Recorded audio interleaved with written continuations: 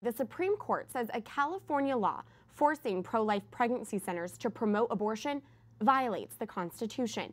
The High Court ruled 5-4 on Tuesday, striking down the California law known as the Reproductive Fact Act. The law, which took effect in 2016, forced pregnancy centers to provide free advertising and referrals for the abortion industry.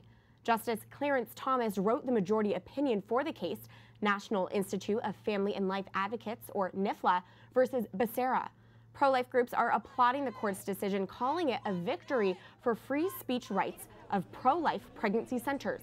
We have in studio a pro-life panel to break down the decision, including the president of NIFLA. But first, we go to Capitol Hill for reaction. Senator James Lankford of Oklahoma joins us now. Senator, thank you for your time.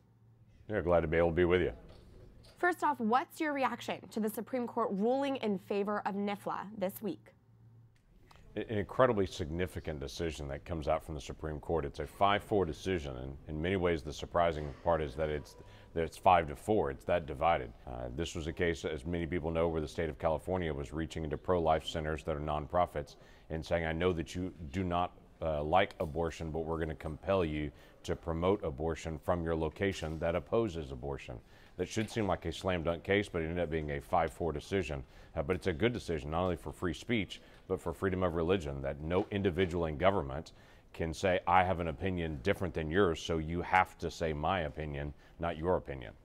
Can you expand on the important role free speech plays in our nation? Yeah, free speech is foundational in our country. From the very beginning of our nation, we set up as a country to say that the government doesn't have the right to be able to tell individuals what to think, what to say, what to believe. So this freedom of speech is not only a freedom just to be able to say and to speak to your family and speak at your business, it's also to be able to speak different than the government. That was the foundation of our Constitution. Abortion groups label pro-life pregnancy centers as deceptive and harmful.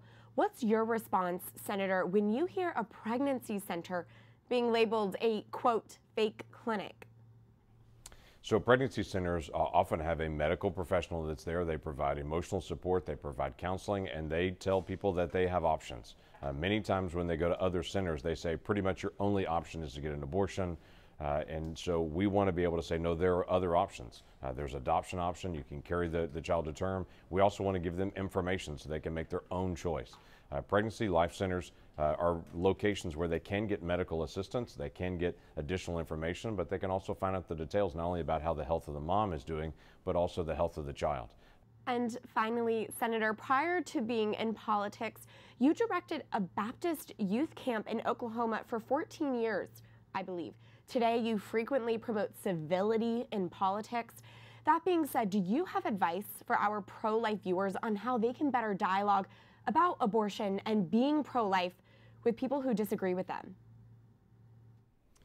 The joy of America is we've got everyone with every opinion that's out there, and we can have often a great dialogue with people that's a respectful dialogue. For some reason, that's getting lost in our society now. We're on many university campuses, people are being shouted down if they disagree with the dominant point of view. Even in California, where they're trying to be able to tell people that are pro-life, no, your opinion doesn't matter. In fact, we're going to give you our opinion. You have to be able to say ours. It's a good thing for us to be able to maintain dialogue, but maintain respectful dialogue. As a Christian myself, I look at the writings in 1 Peter chapter 2, where it talks about how we have respect for government and we actually represent our faith based on how we honor authority. That's a really important biblical principle, but it's, quite frankly, it's an important life principle as well, that we have civil dialogue with each other and disagree. The life issue is especially one of those. A lot of emotion, a lot of intensity in that conversation, but it all boils down to one simple thing. There's a child in this conversation. That child has 10 fingers, 10 toes, unique DNA, a beating heart, a functioning nervous system. They have a future if they're given the opportunity to be able to live out that future. Senator James Lankford of Oklahoma, thank you for your time. Great, thank you. We are joined now in studio by our pro-life panel. Thomas Glessner is founder and president of NIFLA, the nonprofit that went up against California's Attorney General at the Supreme Court. Kristen Waggoner is senior vice president of the U.S. Legal Division at Alliance Defending Freedom, the law firm representing NIFLA, and Chuck Donovan is president of the Charlotte Lozier Institute, whose group filed an amicus brief in the case. Thank you all for being here. It's a big week for the pro-life movement, isn't it? Thank you. Tom, first off, what's your reaction to the ruling? Oh, I think I've had happier days, but I can't remember them. It's been a three-year battle against the state of California on behalf of our 145 pregnancy centers in California and 90 of the medical clinics. Their free speech rights were violated, and they've been working for 3 years under this heavy oppression from the state, wondering if the state's going to come in, close them down, and fine them. And Kristen, as the group representing the case, can you summarize the majority opinion here? Well, the decision was very broad, and it was a win for all Americans. We're delighted that the pregnancy centers are protected and they can continue to do their life-affirming work, but we're also delighted that the court sent a strong message to governments across this nation that all Americans have the right to be able to speak consistent with their convictions, particularly on issues that involve deeply important and deeply controversial subjects. This really is a free speech case, isn't it? Absolutely. Chuck, can you put this into perspective for us in the pro-life movement? How significant is this ruling when it comes to pro-life pregnancy centers? Well, it's huge. It's basically a recognition that they must be free to act, to save lives, to counsel women, to provide extraordinarily amounts of free services to women. It's a victory for families, for men, for women. And it means, I think, that other states or jurisdictions that want to limit pregnancy centers are going to find it very difficult.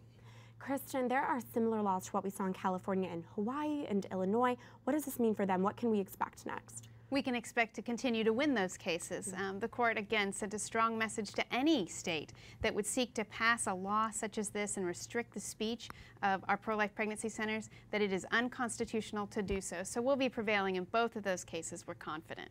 Excellent. And Chuck, you're working on an extensive report on pro-life pregnancy centers across the U.S. It's forthcoming, not out yet. But what preview can you give us? What information can we know now? Well, it's a vast amount of good news. This is the third in a series. The first two were produced at Family Research Council. They're called A Passion to Serve, and it's exactly what the report shows. Pregnancy centers continue to expand. They occupied the services of 67,000 volunteers. They served in the last year, 2017, something like 884,000 women. They offered 401,000 free ultrasounds, and now about 26% of them offer STD testing. They're increasingly medical, they're going to where the need is, and they're more effective than ever. Really playing a pivotal role in our nation, isn't it? One question that I have is, in the dissenting opinion, Justice Stephen Breyer brought up this point, saying that California law should be upheld, not struck down, because it's previously upheld state laws requiring doctors tell women seeking abortions about adoption services. So what's your response to that? Well, my response is that that's not a comparable circumstance. In those cases, that's under informed consent restrictions or guidelines. And here, there's no medical procedure or medical intervention that's being done. In an abortion context, you're having a medical procedure, and a doctor should be required to tell you the risks and benefits of that procedure. So I think it's a bit disingenuous to try to compare a woman that is coming into a pregnancy resource center is not having a surgical procedure. She's simply being advised as to whether she's pregnant and given the opportunity to have resources, practical information, emotional support, information at these clinics, which is a great thing. Tom, is there anything you wanted to add to that? This is not about informed consent at all. That requirement in the Pennsylvania Casey law dealt with a doctor who's going to perform an abortion, and before the abortion is performed, he gives her this information. We're not performing medical surgical procedures. This is pure free speech, and they tried to regulate and dictate what we were to say. Thank you for that clarification, and thank you all three for being here this big week for the pro-life movement and free speech. Thank you.